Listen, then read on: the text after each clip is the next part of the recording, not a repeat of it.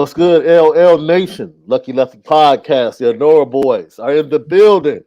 We're brought to you by Onora Whiskey, OnoraWhiskey.com. It's that premium American whiskey, OnoraWhiskey.com. And if you drink, by all means, make sure that you do so. Responsibly.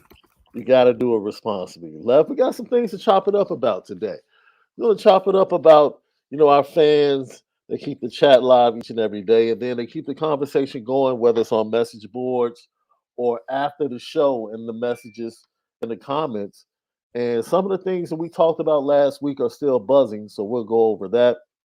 Kennedy Urlacher, son of Brian Urlacher, Hall of Famer, middle linebacker for the Chicago Bears, makes his decision public tonight. Notre Dame is in his top 6. I want to beat my chest, bro. Illinois made his top 6 left. That's You right. know what I'm saying? That's all I'm saying. They saw Chase Brown get drafted. They saw the top 5 pick come out of Illinois. They saw a lot going on in Champaign. They said, I got to see what's down there. We're taking small steps, left. We're taking small steps, man. I hope we go and really get Caleb Brown. We're going to talk about the transfer portal too, left. Things have changed because you've said it, and maybe it's not just Notre Dame, but the number of players that are on the clock to make an impact immediately. I'm interested in seeing if we will see an uptick in early enrollees because of the transfer portal. Well, I thought you saw an uptick already.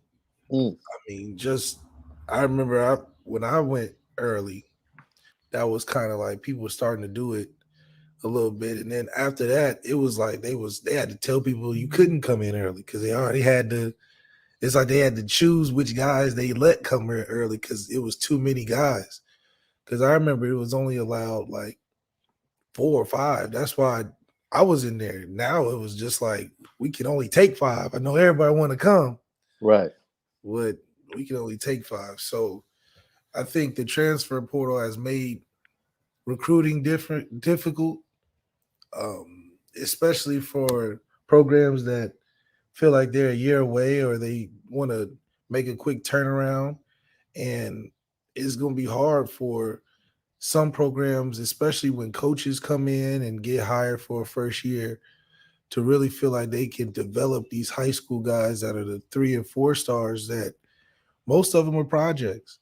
Mm. But in a win now situation we're in, especially if you're thinking SEC like a Tennessee, their whole team is a bunch of transfers, quarterbacks transfers. All the players that got drafted were basically transfers.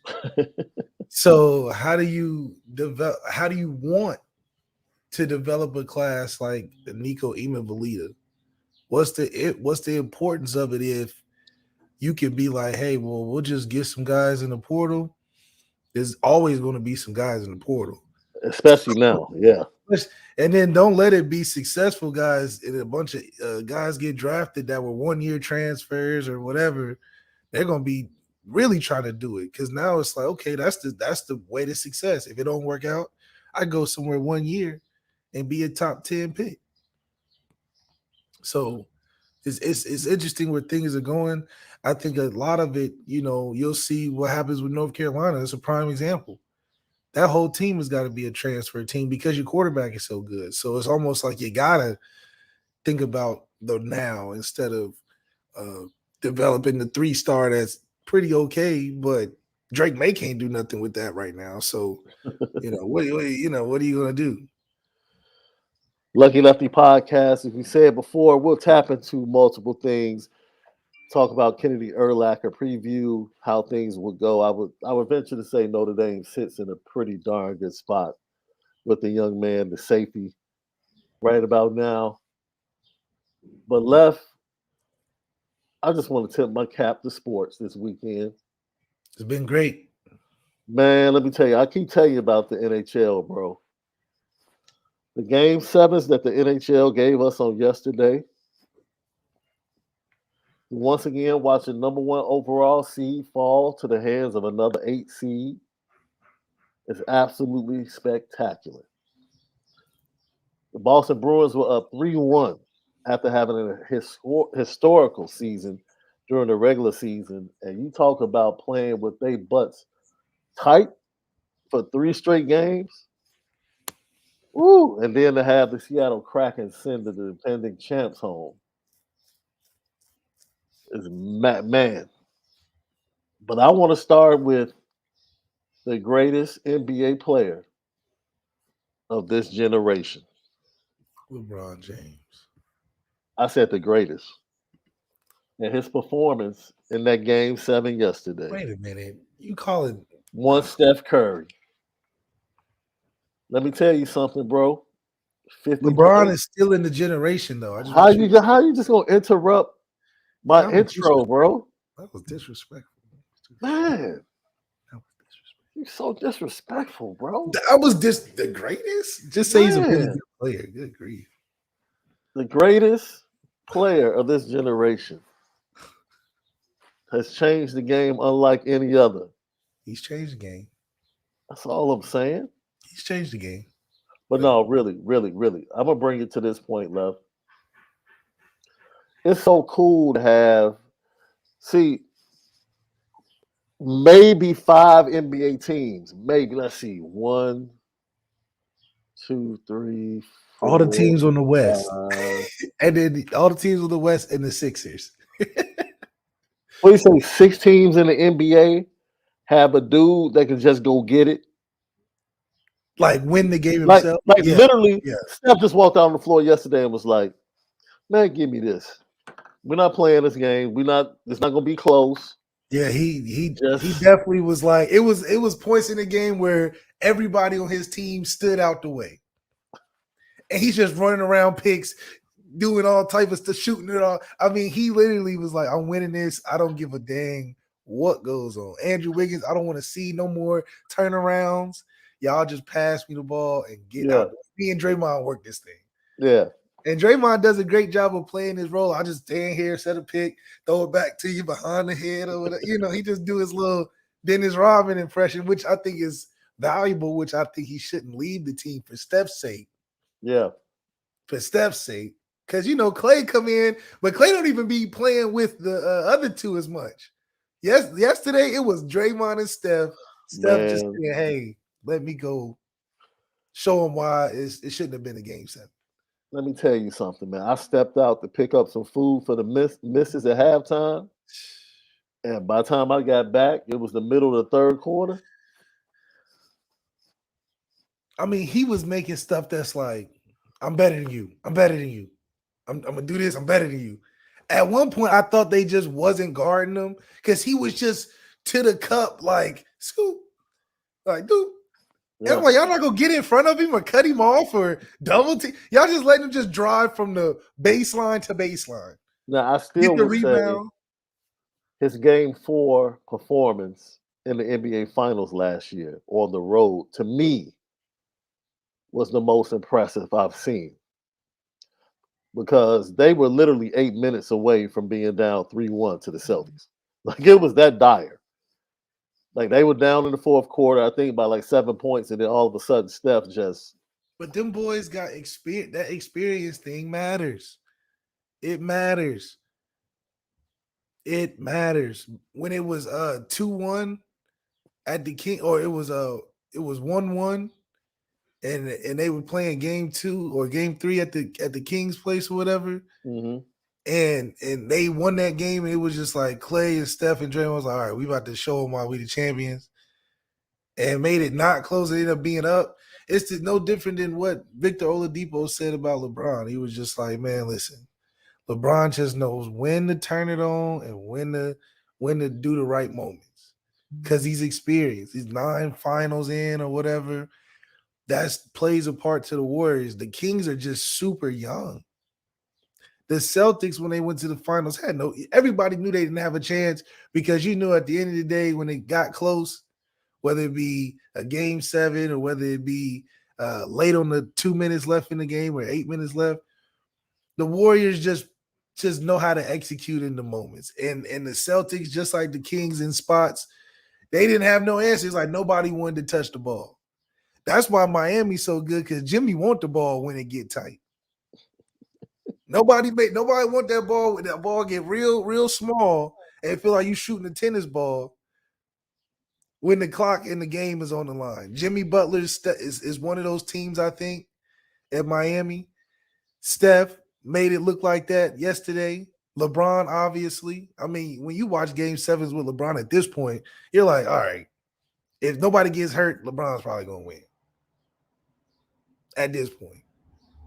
I wasn't worried about Memphis winning game 6. Come on.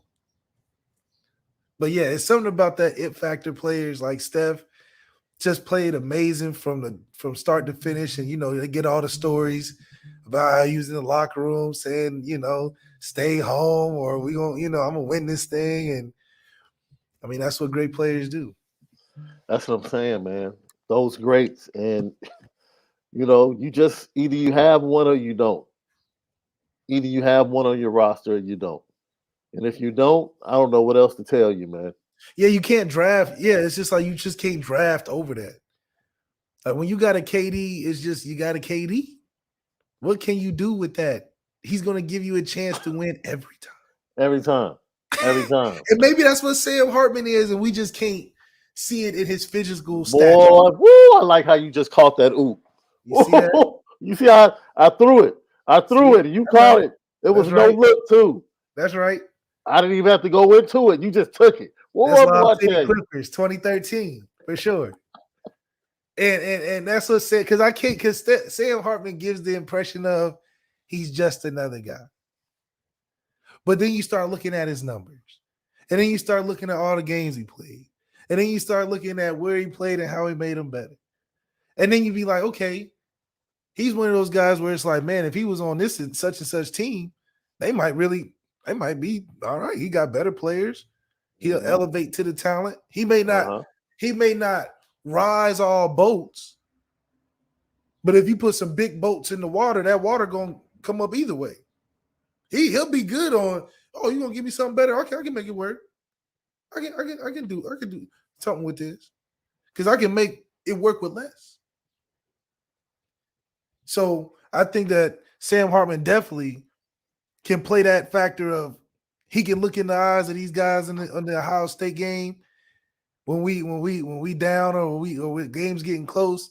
And with his experience and his ability to just make it happen, it seems like he can just make little throws here and there on an Eli Manning type of flavor. We might have something.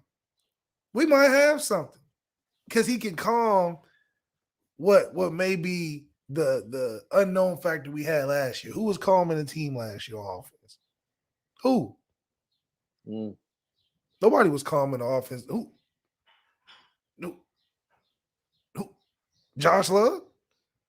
He was doing it. Joe Alt was doing it. Shout out to Josh Lugg signing with the Bears, baby. Go ahead. That's right. Jared Patterson, was Jared Patterson calming the offense with his penalty self? No. I think this year we got somebody that if the chips get down, Sam Hartman be like, I got this. I'll be all right. And I think the team will respond.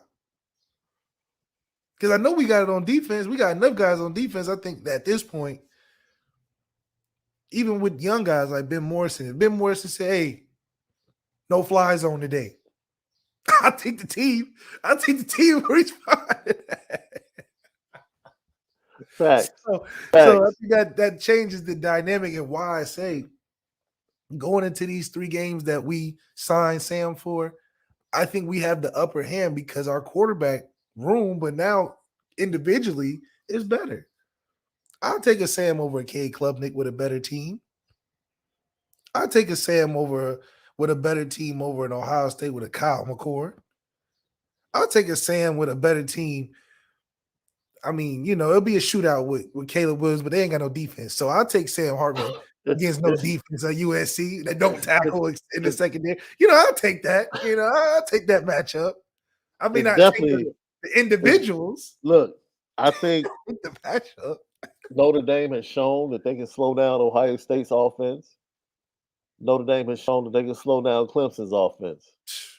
Ladies and gentlemen, Sam is going to have to, rest his arm up the week before Caleb comes to town, bro. That's it. That's it. He- 'Cause that's a shootout. That's yeah, just what it's gonna be. yeah, This is what yeah. it's gonna be. If we gonna win, it's gonna be a shootout, but it's good because the shootout ain't gonna be 50, 80 points. The shootout gonna be who can get to 40 the fastest. Because our defense, they gonna give up some stuff, but we ain't gonna give up no 50 points. I'll tell you that. So it's the closest to 40. This time we can score 40. Oh, Last time we was about 28 and something was gonna happen.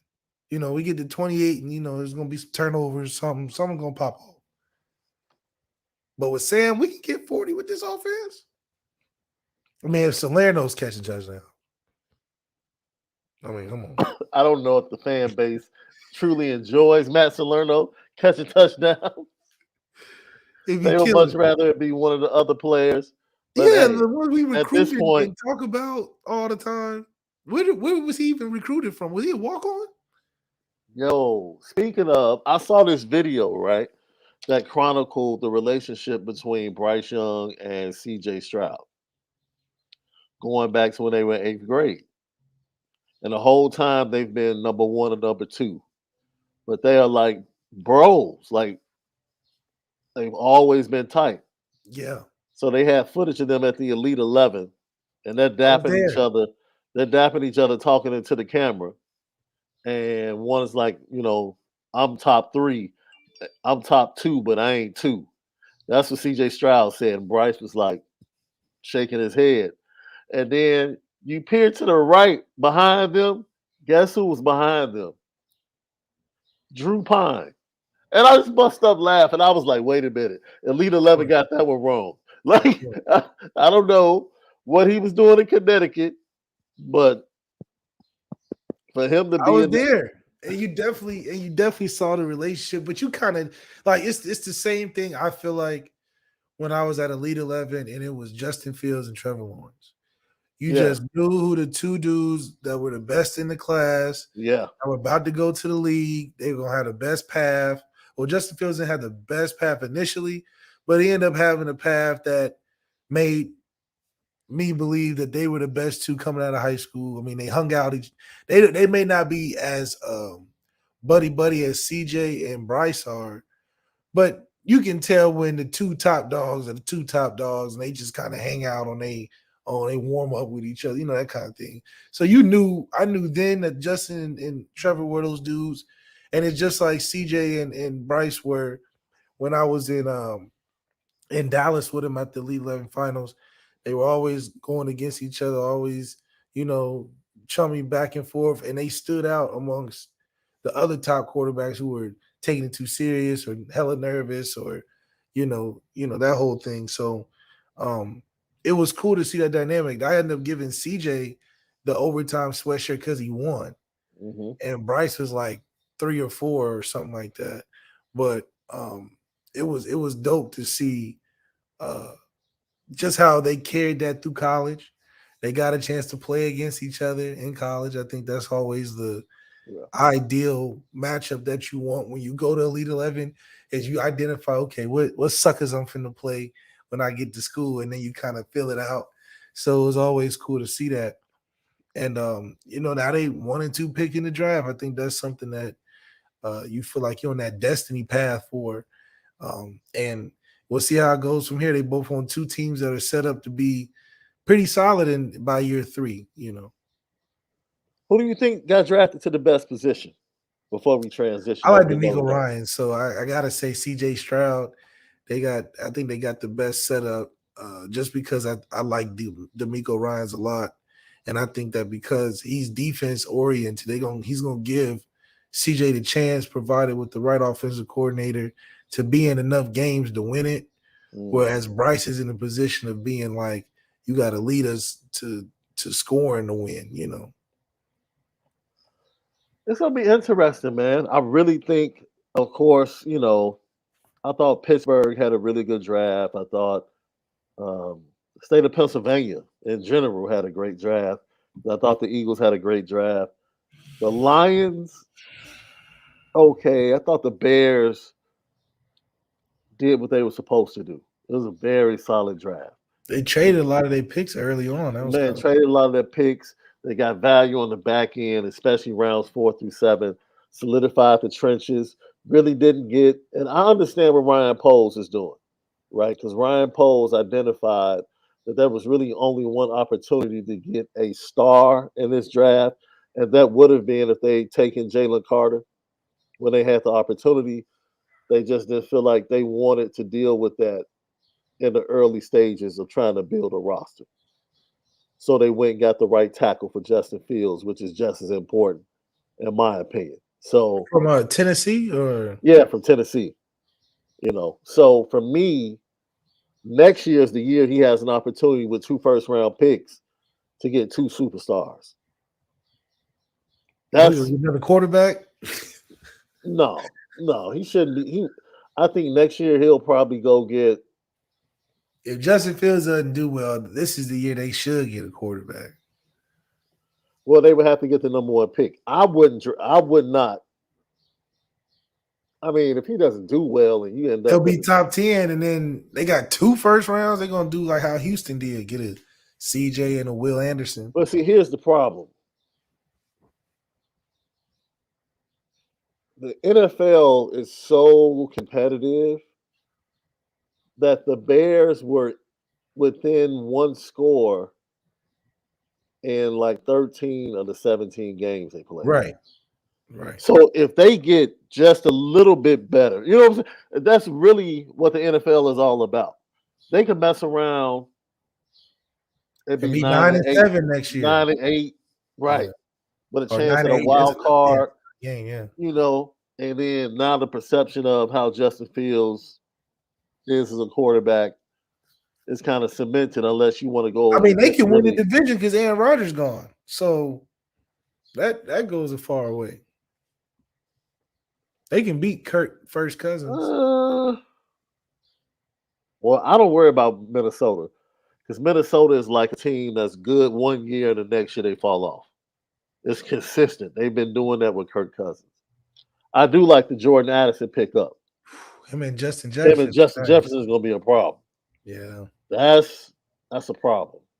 But all in all, I think he saved his money. And I think the rule is tomorrow, the compensatory picks are not connected to free agents, if I'm not mistaken.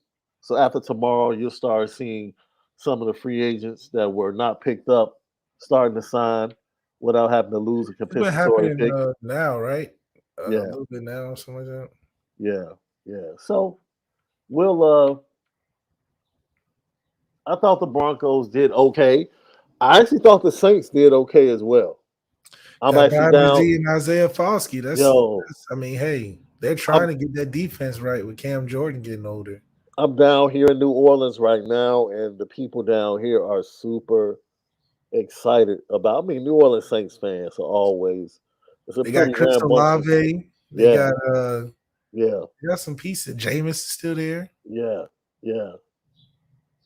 They love their Saints, but they're excited. They're really excited. They love Isaiah Foskey. They love Isaiah Foskey. Hey, quick story. So come down doing a conference with my dad this weekend here in the New Orleans and also the Mississippi, southern Mississippi area. And we go to Cracker Barrel. So I thought Cracker Barrel was pretty universal. First of all, I was mad that I lost the vote. We were in the lobby and everybody's like, where are we going to breakfast? And you know me, I'm in the South. Anytime I'm in the South, man, we're going to Waffle House. What y'all talking about? This is not even a discussion. We're going to Waffle Not House. even a discussion. Not even a discussion. What are we talking about? And we can go at any time of the day. Everybody else, no, let's go to Cracker Barrel. I'm like, all right. They got Cracker Barrel in Chicago, don't they? Yeah, they do. That's my point. I go to Cracker Barrel in Chicago. We don't have Waffle House in Chicago. Facts. So I'm in the South. I might as well go to Waffle House. We pull up, we get out, and I'm ordering the same thing I order all the time in Chicago. I guess they don't believe in turkey products down here in the South, bro. No. Because I'm like, can I have a side of turkey sausage? and the waitress looked at me like I had three eyes. He said, "This ain't California." Like turkey sausage. She was like, "We got bacon, pork sausage, and spicy chicken sausage." Yep. I said, So "What?" what you ordering? What you talking about? I said, "Wait a minute! I didn't know Cracker Barrel was regional, fam." Nah, they ain't playing that turkey sausage. What are you talking about, Shaun? Anyway, next you're gonna say some vegan waffles or something? Oh man, y'all got buckwheat pancakes. Yeah, man, what? That was almost disrespectful. You know how you go to China and they say if you don't eat all your food is disrespectful? You asking about turkey sausage down there is a custom that is like disrespectful. Man, look here, man. Look, I didn't. She almost made me feel bad for asking for turkey You sausage, should feel bro. bad. You dang right. Don't be asking No, what do you turkey mean? I should feel bad, turkey sausage. Come bro. on, Shaun, you're better than that. You act like you've never had turkey bacon or turkey sausage, bro. Not in the South. If I ask for it up north, why can't I ask for it down south? Same reason why you can't get the weather down south up north. It just don't happen that way. I'm like, man, look, I thought my order from Chicago could transfer down here to the New Orleans area, bro. I will be going to a local Popeyes though, probably tomorrow. You should go to a local churches. Popeyes chicken is totally different in New Orleans than it is anywhere in the world. Just totally different. The spicy is on another level in New Mm. Orleans. It's on another level. So, yeah, man, down here, man, it's monumental. Like I said, this is my dad's first conference after overcoming his battle, man. So I'm super excited Awesome. to be, yeah, man. It is awesome, man, to see him back at it, and see him in the midst of, doing what he loves. That's all you want for anybody, right? To have the opportunity to do what you love and be good at it, be That's great right. at it. That's Because right. anytime I listen to him talk, I'm always amazed. Like, wow, this dude is amazing. So who does Notre Dame have other than Drew Pine? That's a takeover type dude. Before we close, Who does Drew Pine? not Drew Pine, Sam Oh, Hartman. See, the number 10 just throws me off sometimes, bro. hopefully it doesn't throw you off. He play like him too, or something crazy. Oh man, Uh, who else do we have like that factor of Sam Hartman is there for? anybody that can just take over a game? You feel like No, Aldrich? You feel like Aldrich can take over a game? no. I honestly don't think we have anybody else that can take over a game, but I do think collectively it'll be hard to beat us though doing that, you know. But that's not a down on Notre Dame. It's just the fact that college football doesn't have too many people that can just win it by themselves. And the ones that can are the ones we know about. Caleb Williams, Drake May, um, Marvin Harrison Jr., maybe if he get the ball enough. Any defensive players taking over the game by themselves. I can't call on. I mean, maybe a linebacker from LSU, number 40. He's Yeah. kind of nice. Um, other than that, that's just telling you that there's not a lot of takeover, which is cool. But the ones that are the top 3 picks. What do Right. you mean? Uh, Caleb is obviously a takeover. Yeah, like prime Uh, example, I don't JJ think I don't McCarthy. know. I don't believe JJ McCarthy can take over a game, but I think he's really good. I don't think Drake May is a take. Drake May's not a takeover. He's kind of a step below CJ, right? He's a step below Caleb in terms, but I think that Drake May is a quarterback you can win with a team that's. I mean, come on, what is North Carolina? Now they might be nice because of transfer portal. Obviously you can buffer that up, But what is North Carolina traditional? They're not even the best program on their campus. So them trying to win a national championship just doesn't seem like that's their number one investment. We're talking takeover players right here, Lucky Lefty Podcast, kind of paying homage to what Stephon Curry did yesterday. No, he did He his scored thing. 50 points. He basically just took over the series in that game and brought the Golden State Warriors on home. Now, this upcoming series is epic. This is epic. This is epic. I need 7 games of the Warriors and the Lakers. I need 7. This we all deserve 7 games of LeBron and Steph, or should I say Steph and AD. Like how I did that. Does LeBron have to remind you of what he did to Steph last time? Oh man. All I know is Steph won the last championship. LeBron won one 2 years before that. So what does that mean? Like I said, Steph won the most recent championship, which was Steph is the defending world champion. But the thing is, Steph is not the same player as LeBron.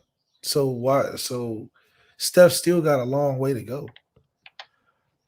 Man, look, let's get back to the topic, man, because you LeBronzos, boy, y'all. Wait a minute. If that's the case, then why are we not talking about Steph and Michael Jordan? As far as what?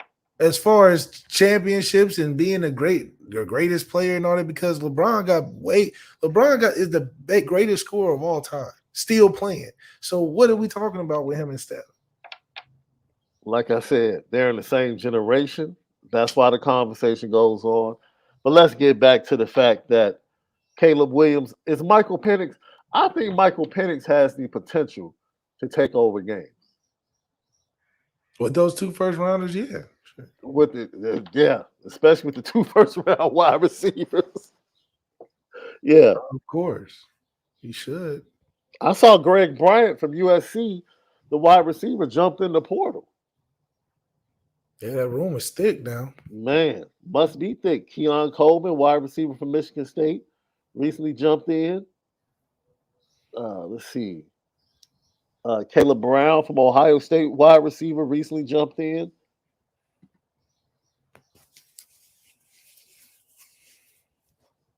Casey Thompson has been in the portal, 5-6 times, bro? Who? Casey Thompson was at Texas. Then he went to Nebraska. Didn't he start at Northwestern or something? It's crazy. Like, man, how many times do you get to be in a portal? Well, isn't it the rule you can only do 2 now? Yeah, that is the rule now, but Casey Thompson, man, look, maybe you need to switch positions, my G. Maybe medically retired like Caleb Smith. Man, maybe quarterback isn't the position for you. Defensively, because Joe Alt is already projected to be a top 5, top 10 pick next year in the draft. Can Benjamin Morrison take over a game from his position? If he plays special teams too, return punts and kicks, yeah. I guess it is kind of tough. Positions that can take over. Pass rusher, middle linebacker, quarterback. I guess a wide receiver can take over games. Yeah. In a sense. Yeah. I'm not sure that we have a wide receiver that can necessarily take over games. No, I don't think we do. You said that pretty quick. I mean, do you think we do? Potential wise, it may be there. Potential wise, but as far as the 2023 season, they can just take over games. Like, who is the potential wise? I I would say one of the freshmen has potential. Jaden Greathouse has the potential to dominate a game and just take over a game. Um, It's his pedigree. It's what he's been doing his entire life. He just catches balls. He just finds a way to catch yeah, he balls. could as a volume catcher, yeah, but Yeah, he ain't like 4.2 speed where it's but throw see, it up. that's the thing. Do you always have to like take the top off the ball to be able to dominate a game? As no, that's what I'm saying. As a receiver, he get like 15 catches. Yeah, I think he 15 catches, about 170 something, 2 or 3 touchdowns. I think he can have a stat line like that. But yeah, you need top end speed, elite speed to be a guy that can catch it 5 times and get you about 160 something yards and 2 touchdowns. Yeah, that's what you want. Yeah, But yeah, as a volume catcher, yeah, I think a lot of guys think Tobias could be great. You get 10 catches like a Miles Boykin, 10 catches, 140 or something. He has the range and ability to do that. But we don't have a guy on the roster that can get it under 10 times and give you twice the production of a 8, 9 catch guy. So I think on a team like this is what we need if we're recruiting like this. I mean, we're recruiting for a Cam Williams to come in and be the lead target kind of thing. I mean, we've been like that for running back for a while. Josh Adams run him to death, CJ run him to death, Dex run him to death, and then we use our backups when we run them to death. Receivers been the same way. Eifert, throw it to him every time. TJ, throw it to him every time. Will, throw it to him every time. you know. when's the last time we had a takeover? I guess, man, honestly, the last quarterback that could take over a game in Notre Dame was Brandon. He took over that ball. Hey, he took Yeah, over that Boston College game. He That was the last time I just saw a quarterback just. they had I Zay mean, Flowers back then. he took over the USC game at home. No, he had a good game for sure. I think Brandon might have been the last quarterback that could just physically take over a game. Yeah, give you about 150 rushing and throwing type of thing. I don't know if Ian has ever took over a game, He's just the winningest quarterback of all time, man. and God bless him for that. So I don't know what that. It's an oxymoron. That's what it is. What's an oxymoron? The winningest, non-threatened quarterback. Non-threatening. Like it's like what was so like he won a lot. He won all the games, but it was like damn. I'll play Ian next week. It's gonna be tough containing this guy. It's an oxymoron. He threw for under 3,000 yards in every Yeah, season. yeah. In every season, and you the winningest. Yeah. It's like so it's an oxymoron. It's like how? Like Caleb Williams won the Heisman with 5,000 yards, all purpose, something crazy. And you like, damn, that's pretty crazy. But he's not going to be the winningest quarterback of all time at USC. That's the truth. But he's a Heisman winner. He might end up being the most dangerous quarterback to ever play at USC, though. You see the difference? Yeah. But he ain't Like, going to be the winningest. he's not about to be Matt Leinart or anything like that. But if you just want to talk about just who was the most dominant quarterback that could just take over a game, yeah. Yeah. But you know, to each his own. Like it's like, what would you rather have? Be the Would you rather fly or would you rather be the fastest? Like one of those things. Well, mm, well, I'll give it to you. I'll lean to you on that one. Lucky Lefty Podcast, Apple Podcast, Spotify.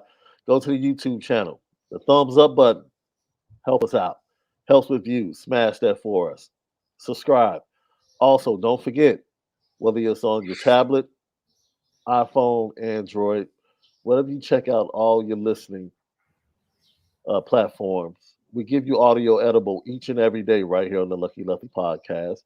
Just go and search CFB Nation and just go ahead and subscribe. Matter of fact, you can set it up for automatic downloads. For all of our great content, Rise and Draft with Ryan Roberts as well, CFB All American. We're going to continue to grow and give you more content as we get closer to the season. It's the Lucky Lefty Podcast, home of the misguided passion. We spin it different. When we come back, we'll talk about some leftovers from this weekend. And then we'll also get at the fact that September 23rd just got a little bit more interesting according to Mitchell Evans. Are Notre Dame and Ohio State already trash talking? It's the Lucky Lefty Podcast. We'll be right back.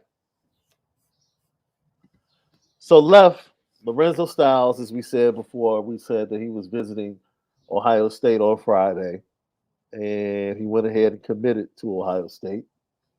Um,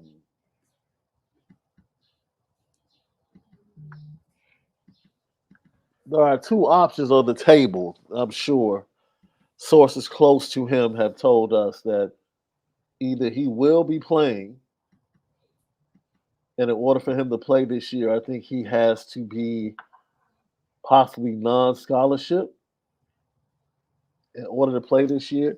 But they also have an option of him redshirting this year to be able to make the full transition. I'm sure he wants to play September 23rd. I'm sure he pretty much wants to walk back into the building. It's going to be interesting. So he puts up his commitment tweet, and Mitchell Evans sarcastically says, it's interesting. September 23rd just got a little bit more interesting. And this goes back to what we said, right?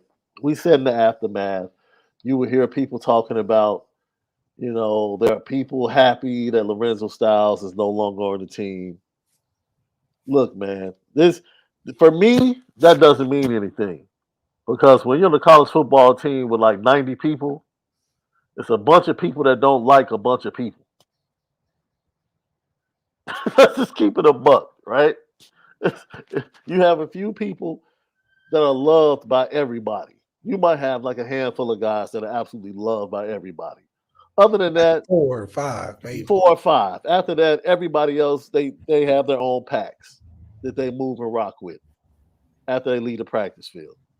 It is what it is. So, you have people that love that dude to death still to this day. And you have people that for whatever reason didn't like him before, and once things started getting hot and spicy, they probably ended up not liking him as much even more. So I take that stuff with a grain of salt. Ultimately, I like Notre Dame talking spicy going into this game. They should talk spicy going into this game. They should feel like we let y'all off the hook last year. That's the way they should feel. Like we let y'all off the hook. Come on to our spot. We got something for you. Yeah, I think Ohio State. This is definitely for Ohio State getting the switch off the tree, Uh-huh. coming to Notre Dame. They're dreading the trip because they know one is going to be a tough environment to win, and two, they not walking in there with Superman anymore. They walking in there with a average college football team to the standard of what they used to be. Obviously, they have some pieces, but you going into it with new parts that you don't really know if they as good as advertised because they haven't been on the stage yet.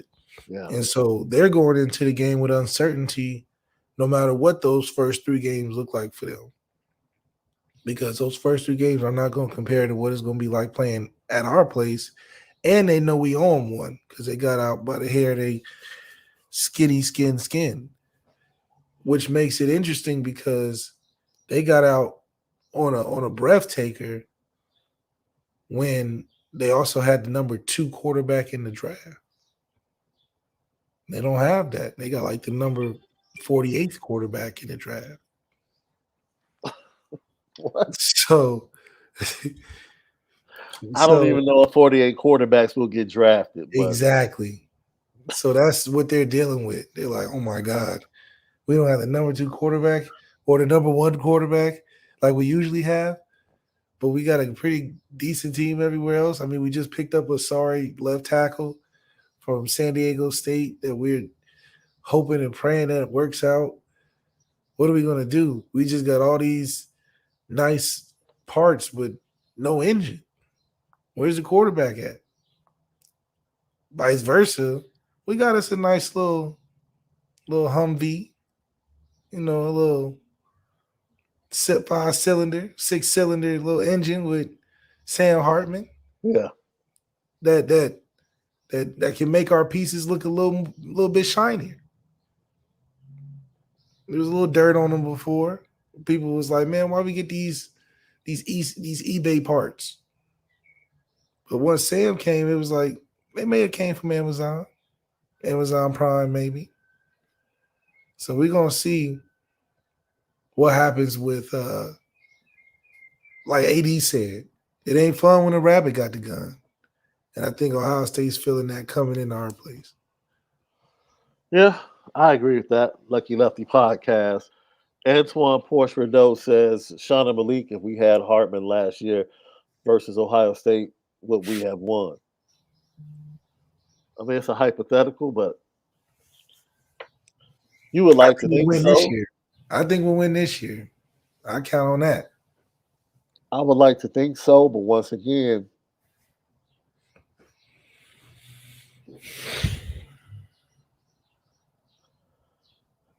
no. You know what? You know what makes me say no? The offensive line was not good, and Sam Hartman behind a not good offensive line is not good. Not good. So no. Yeah, I would say no. We'll beat them this year though. And I think they know that. Hey, it's May, and Left is already trying to rile up Ohio State fans. I'm here for it. No, it's the truth because they know they don't have a better quarterback, and they know that they not. I mean, Kyle McCord coming into Indy with the defense being better, especially in the secondary. Not saying we're gonna shut Marvin Harrison down, but we shut a first round top 20 pick down Yeah, and took him out the game yeah, with an undrafted free agent. So I don't know what that means, but I'm saying we've done it before. yeah. So I think we have a good chance with a Ben Morrison who's on the rise. I think that's probably Marvin Harrison's best competition all year. We could throw a Ben Morrison at him. We could throw a Cam Hart at him. You know, we could throw a safety over top with Xavier Watts as a Just punish. just don't hurt him. Left, don't hurt him. I'm saying. Don't hurt him. I need him to make it to the Bears in the draft. No, I mean, it's No, early. We play him early now. He can no, take the no, rest no, of no, the year no, no, off. no, no, no, no, no, no. Just They're not look, gonna have playoff aspirations, I'll tell you look. that. He gonna Just be off by December, but right before Christmas. the It's knees gonna are be off early limits. month. The knees are off limits. The hands are off limits. I Anything mean, it's gonna else? be hard when Ben Morrison not gonna let him get a ball over his way. That's fine. You know what I'm saying? That's He gonna have to fine. get some reverses. They're gonna As throw him long as some he quick can walk, screens. as long as he can walk across stage with that C on his hat in April, it's all Now you good. know Kyle McCord gonna put him in danger now. He gonna put him in What's danger, the forcing the ball. You know how that go. Give me the one dude that's on another team this year that you would want on Notre Dame. This is inspired by Steph because as much as Steph irritates my soul, man, I would love to have that dude on the Bulls.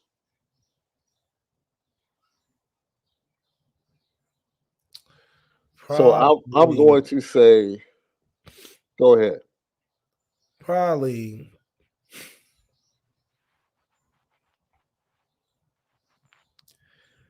Kool-Aid McKinstry from Alabama, Mm.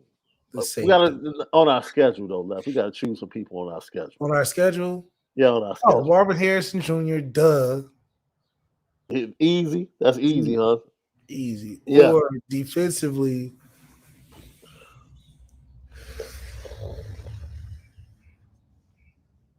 I don't know. I like our defense. Maybe I don't know. I think we're pretty good outside of that.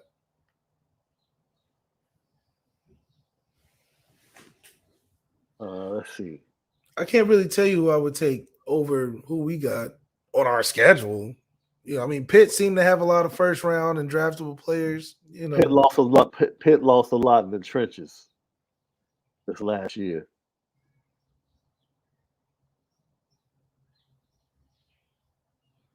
other than a safety or other than a receiver, I think we're pretty straight everywhere else compared to who we're playing. Obviously, I would take Caleb, but you know, that would be stealing. We'll be too good with that.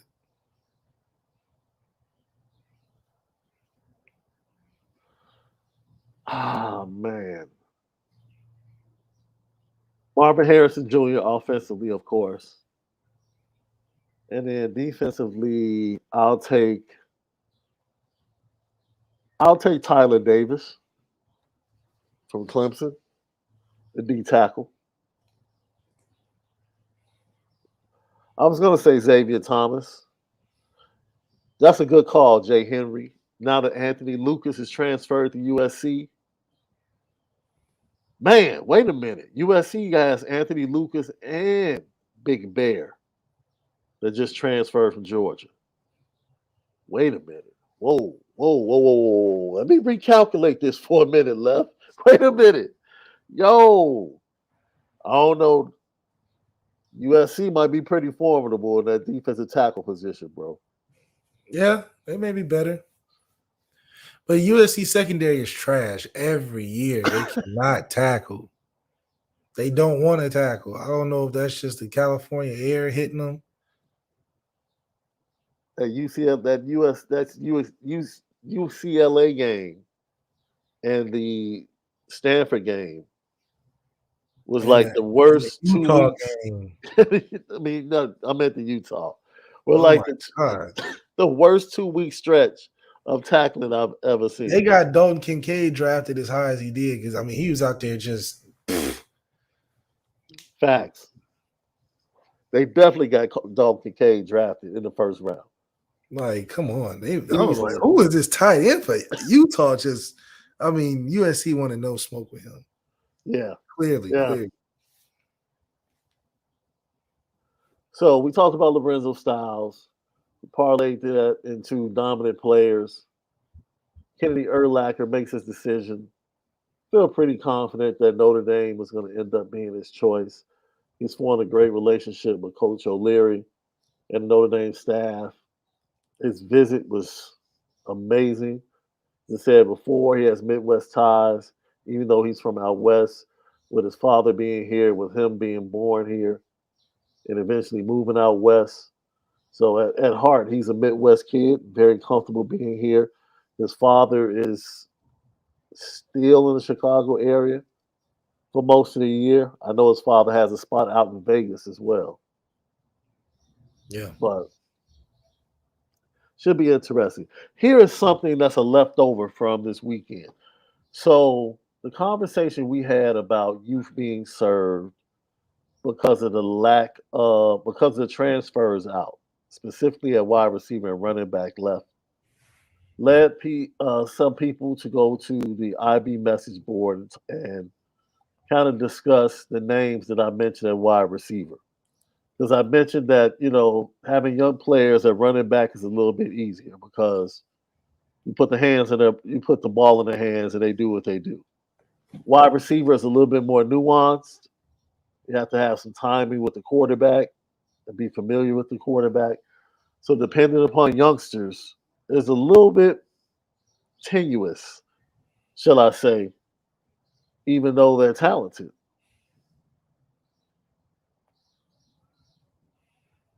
But the names we mentioned were Golden Tate, Will Fuller, and we were asking if Notre Dame had a Golden Tate or a Will Fuller on the roster.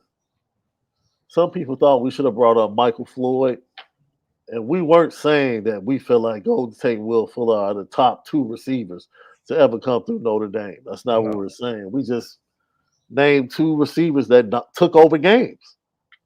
Like those are two receivers that took over games. The question is, who's better? Who's better? Who would left throw to? If you had to choose between Michael Floyd, Will Fuller, and Golden Tate, who is left throwing to? Well, I'm gonna take Will just because you know how we're playing. It makes Will the best option because we already running the ball, making it hard in one way. Hmm. Will, when you're making it hard running the ball, Will is unguardable because you gotta. How are you gonna do that all day? So it's an easy scheme to run with because at that time we can run the ball really well. I can run it. Running backs can run it. We had a good old line. So when you have that being the focus, Will's on an island all day. That's just like close your eyes and throw it as far as you can. The stats will go crazy. Golden Tate is like if I'm Sam Hartman and I just want to throw the ball 50 times a game, and Golden Tate's good inside, outside, catching reverses in the backfield, that kind of thing. But I can throw the ball 30 times and have 500 yards with Will because the way the defense has to play us. So, Hmm.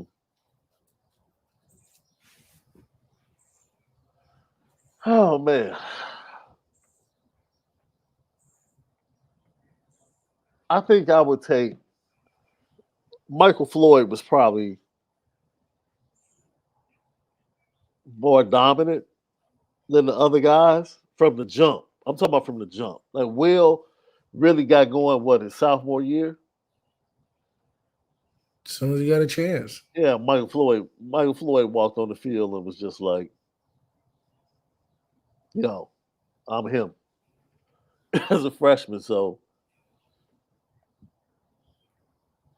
it was an interesting debate that started from that conversation.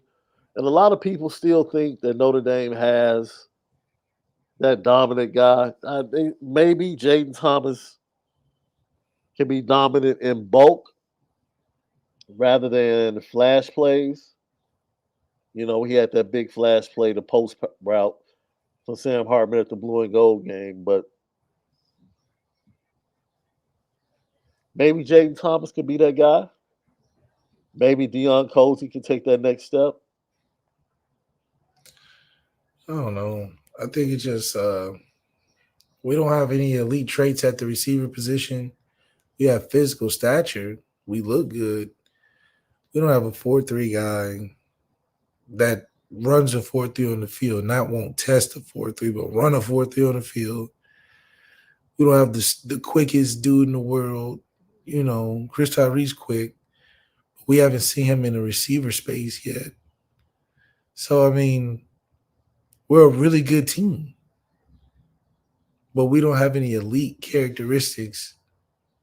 I think our running backs have elite characteristics, but we have a really good football team on that aspect. Like Alabama got some guys that you like, oh shoot.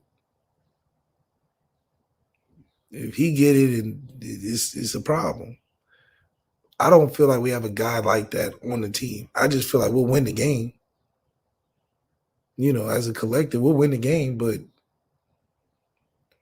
you know, Yeah, somebody that like Steph gets the ball and you're like good defense don't matter. He's hitting that. Like you look at defense, and be like, yeah, yeah. But like you like said, Corey Robinson, like even Corey Robinson, it was like sometimes ain't nothing you can do. When we throw it to Corey, he's coming down with it. yeah, yeah. Eifert, you throw it to Eifert, he just good defense don't matter. We don't even have an Eifert on the team. You don't think so? Mitchell Evans, no. He's trying to play quarterback half the time. No, I think Eli Raridon had the opportunity before the 2 ACLs, but We have a good football team. We don't yeah, have elite anything for real right now. I think running backs are elite. But other than that, I mean, Logan Diggs left, so just Aldrich and Jadarian, and they might have to move Chris Tyree back to running back. no, there's no need. Oh, they got Jabron. Okay, well, Jabron got to step up. There's no need, and that's the whole point of today's show. The youth of this team has no choice but to step up. Yeah, basically. And they don't even have a choice right now. Like Mm. you would love for them to have the opportunity, kind of slowly blend in. They don't have a choice. The running backs have to come in and make an impact. The young wide receivers have to make an impact this year. They don't have a choice. Everybody left. I will say this: the way the interior of the offensive line has played, Devin Houston can ease his way into things, right? Brendan Vernon can ease his way into things. I'm actually encouraged by that. I'm encouraged by that. The young linebackers, some people might say Prince Collie decided to leave because the 2 freshmen were on his Irish on the depth chart. Because we told you, the 2 freshmen, Jaden Osbury and Drake Bowen, are the 2 most natural linebackers and are the 2 most athletic.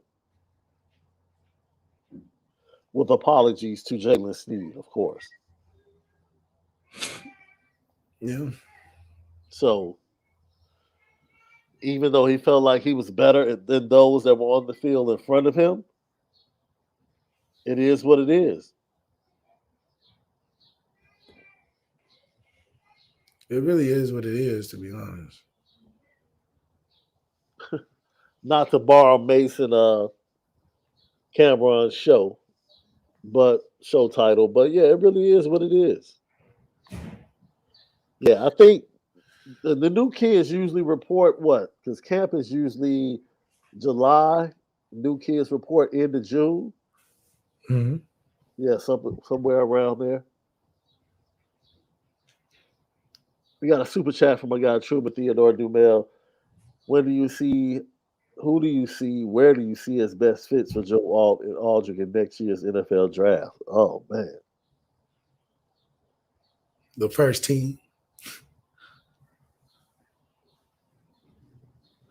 Aldrich probably go 4th, 5th round, unless he just pop out with like a 4.4 and a 2,000 yards this year. But he's kind of stiff though. So does Sam Hartman go higher than Stetson Bennett, who went 128th overall in the 4th round to the Rams? Stetson Bennett went exactly where he should have went, man. I was actually happy for him. I was happy for him too. Sam Hartman could be a 4th round guy if we get pretty far. Because what is Sam Hartman doing that's like, oh my goodness, Sam Hartman's a 1st round pick?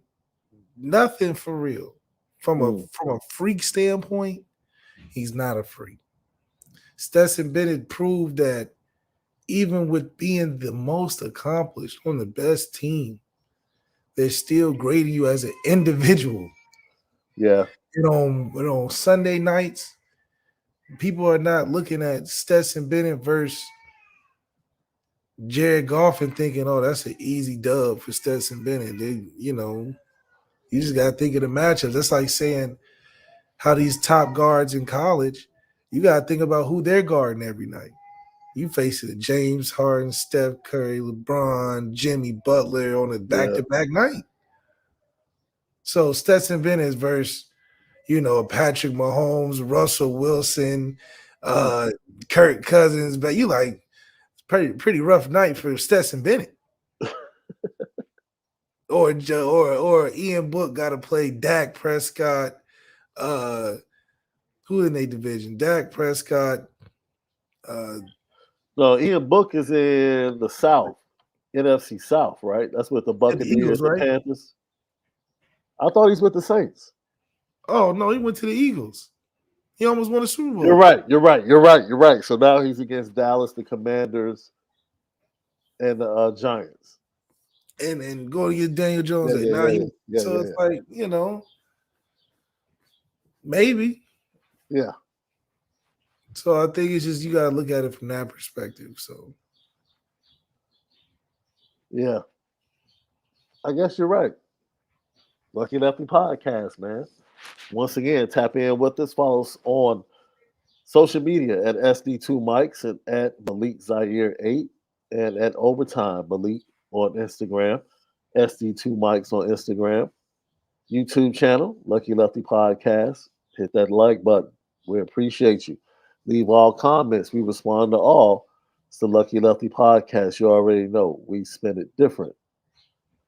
Someone asked if you felt like Sam Hartman is better than Will Levis. I don't know. I just believe Will Levis was a forced pick.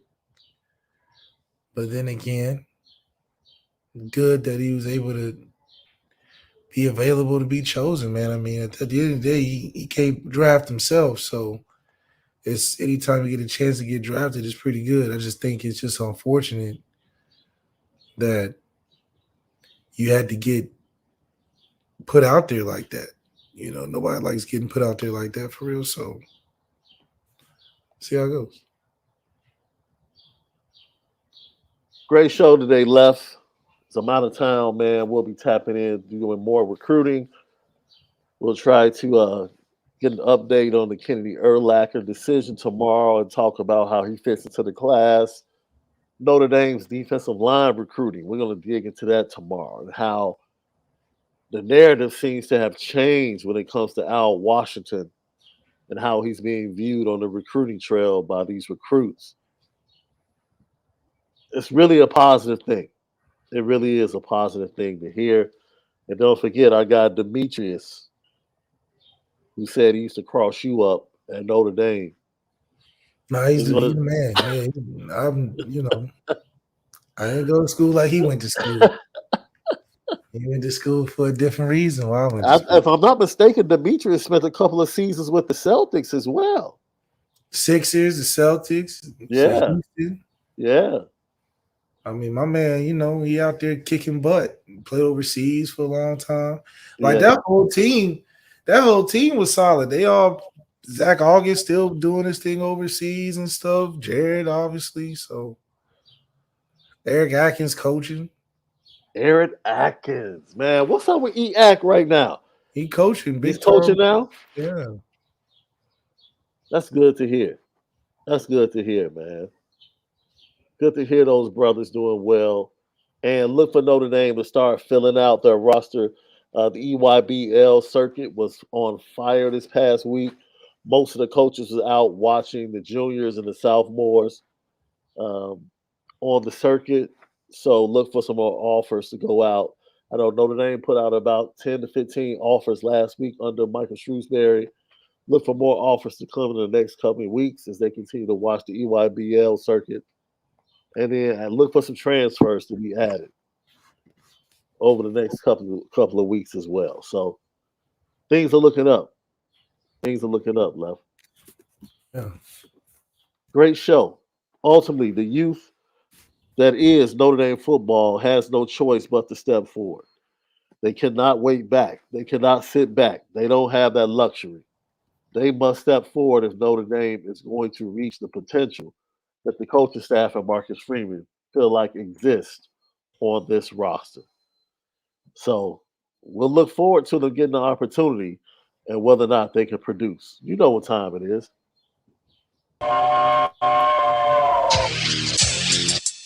Petticoat, petti, petti, petticoat,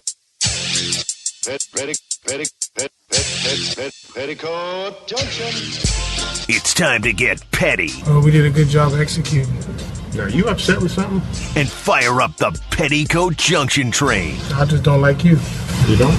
No. What is today's petty historic Petty Junction?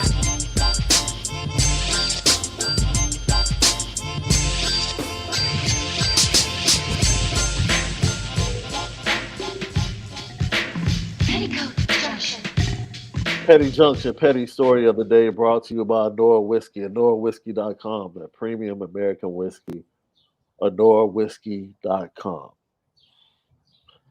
Jokingly, I'm putting Steph Curry on the petty train, bro, because he toyed with them young boys, and when he was ready to take them out, he just took them out. It was like, Yeah, I mean, it's I love how he did it. 50 points is the way to go. That's the way to do it. And also, man, I'm putting Brittany Griner on the petty train as well. Because oh, for what she said to her rooks. Oh, what else did she say, Left? it's just petty because she really believes it. But when you think about it, if it was an integrated league, I don't know if I would ever start her over a Bam Adebayo. Like seriously, even with Enrique, would you start a Enrique over Dennis Schroeder? No. You see what I'm saying? Like if I was playing against LeBron James, because in this integrated league, LeBron James is on the court. I don't know what girl I would sub in to be like, hey, okay, such and such, Austin Rivers need a break. I need you to go in there and check Dennis Schroeder and get 20 and 20 and or guard Russell Westbrook all night. Oh, Chase him man. around. Not that they couldn't play, but I'm probably gonna take Yeah. Draymond Green even. Yeah. Yeah. So I don't know, man. I think sometimes she just Trying to stick up they for ask the people sometimes too many questions, trying Sometimes to don't stick ask up for everybody. the women's game, and being a little extra with it. That's all. That's She all still she's thinks she guilty can beat of. DeMarcus Cousins one-on-one. Like, come on. And he's not even in the league. DeMarcus Cousins would give her 50 points. If they had to play versus each other to get into the NBA, like Oh one Lord. who gets into the NBA, I think DeMarcus Cousins will play with a little more meaning. He wouldn't care about no girl. He'll be like, what? This is to get in the league? Let me give you 100 points. Wait a minute. I'm sitting here thinking about this. Will she score if it's make it take it? Not if it's making.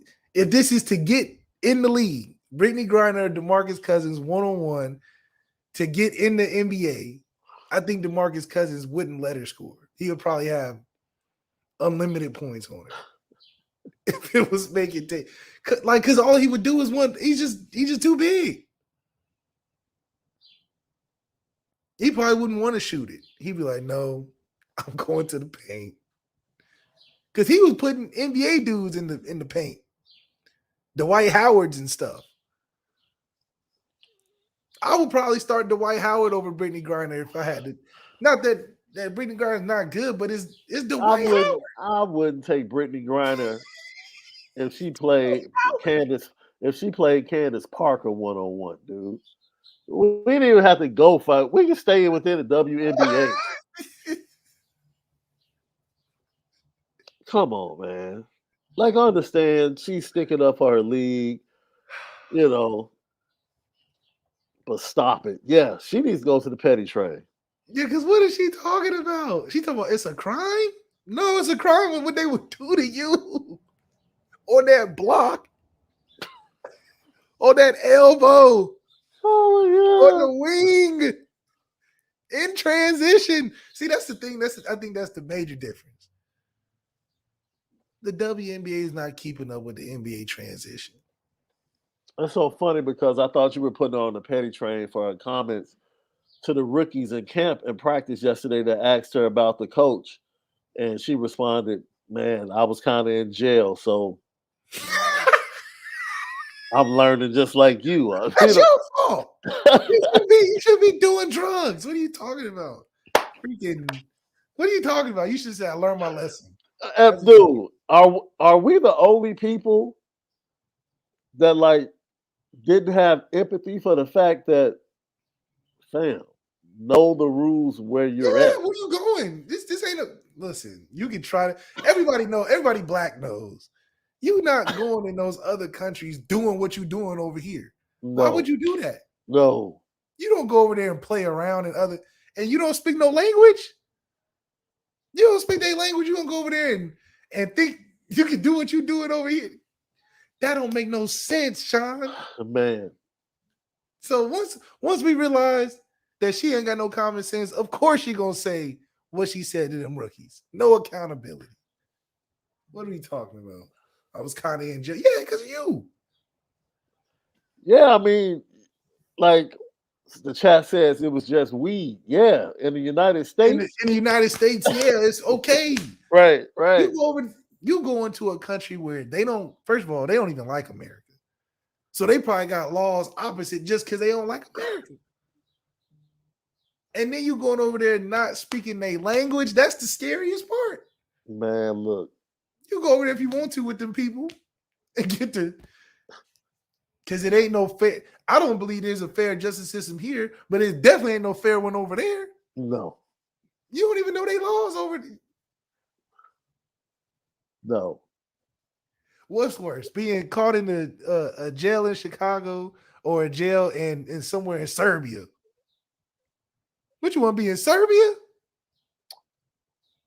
Yeah, I ain't sitting in no jail in Serbia. I'd rather go right down to Chicago if I had a chance. man. I was just telling somebody yesterday. I don't know if you remember this, Left. You're in Ohio. I don't know if you had the opportunity. My cousin, we would go to the jazz festival up in Detroit every year over the summer, the jazz arts and festival. And back in the day, this is pre 9/11. We could literally go to Canada by just using our like driver's license. So you would drive under the river. The post was under the river. You would show your driver's license. They would check it, and then they would open the gate and Go ahead. welcome you into Canada, bro. And it was like it was nothing.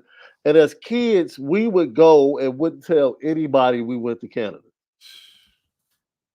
not knowing that if anything could have happened, and no one would know where we were. They couldn't come get you either. They couldn't come get us. So yeah, at times people do crazy things, man. And she probably just didn't think it all the way through. You know, you got to have your Russia bag, you got to have your USA bag, you got to have your Jamaica bag. You got to know where you're going.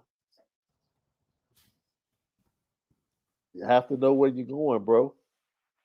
So, There's no sympathy for that. I don't understand. I don't no, understand. no, no. And that's why I kept my mouth closed throughout the whole thing. Because I'm like, Hey, nobody said go over there. Ain't nobody tell you to go over there. bruh, Take your ass these, these cats are trying to have you executed, bro. Because the only problem is ain't nobody can save you once you get over there. That's the only problem. Once you think you willy-nilly, okay, willy-nilly. Ain't nobody coming to come get you, willy-nilly. You gonna be silly willy after that. Lucky Lefty Podcast, great show today. We thank everybody for jumping in. Chat, as always, you make us who we are. You keep it fly each and every day. Subscribe on YouTube, CFB Nation, Apple Podcasts, and on Spotify. Tomorrow, we'll be back. We'll dig deeper into recruiting and talk even more on the Lucky Lefty podcast. Have a great Monday, but most of all, make sure that you spin it different.